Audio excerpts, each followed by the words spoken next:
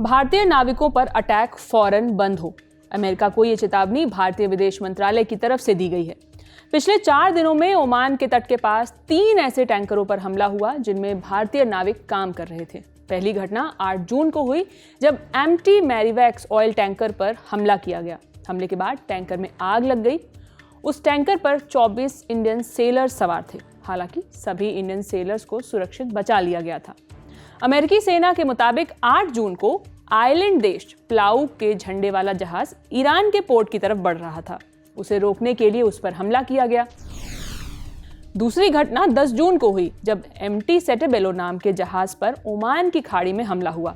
इस जहाज पर 24 भारतीय थे। इनमें से 21 लोगों को तो बचा लिया गया, लेकिन 3 भारतीयों की मौत हो गई। इस हमले के बाद भारत सरकार ने कड़ा विरोध दर्ज कराया और नई दिल्ली में अमेरिकी दूतावास के सीनियर अधिकारी को तलब किया। अमेरिका का दावा है कि 10 जून को एमटी सेटेबेलो ईरान का तेल ले जाने की कोशिश कर रहा था। इसे रोकने की चेतावनी दी गई, जिसके बाद हमला किया गया। वहीं 11 जून को जिस एमटी जलवीर नाम के जहाज पर हमला हुआ, उसमें 20 इंडियन सेलर्स मौजूद थे। अब इस हमले पर भारत का भी जवाब सामने आया है। विदेश मंत्रालय के प्रवक्ता रणधीर जायसवाल ने साफ कहा है कि भारतीय नाविकों की सुरक्षा भारत के लिए सबसे महत्वपूर्ण है। भारत ने अमेरिका के सामने कड़ा विरोध दर्ज कराया है और कहा है कि ऐसे हमले तुरंत बंद होने चाहिए। भारत ने कुछ और भी बातें कही हैं।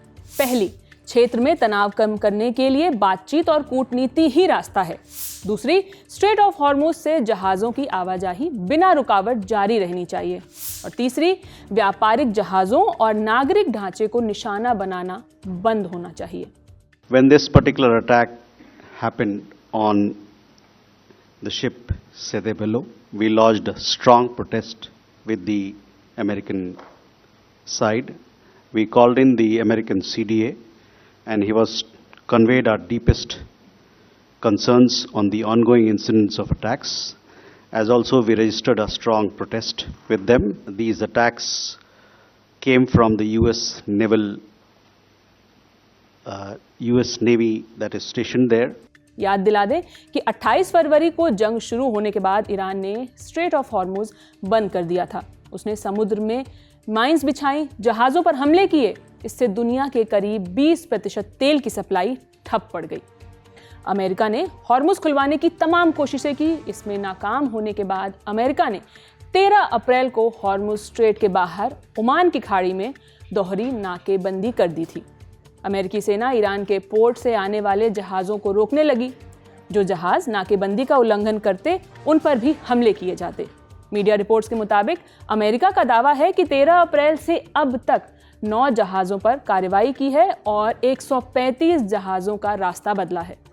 8, 10 और 11 जून को भारतीय क्रू वाले जहाज़ों के साथ भी यही हुआ।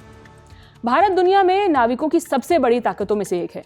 करीब 3.2 लाख भारतीय समुद्री कर्मचारी दुनिया भर के जहाज़ों पर काम करते हैं। इसलिए खाड़ी क्षेत्र में बढ़ता तनाव और जहाज़ों पर हमले भारत के लिए बड़ी चिंता का विषय बन गए हैं। फिलहाल इस खबर में इतना ही। खबर लिखी है मेरे साथी रक्षा ने। मैं हूं शिवानी। बाकी खबरों के लिए देखते रहिए द ललन टॉप। शुक्रिया।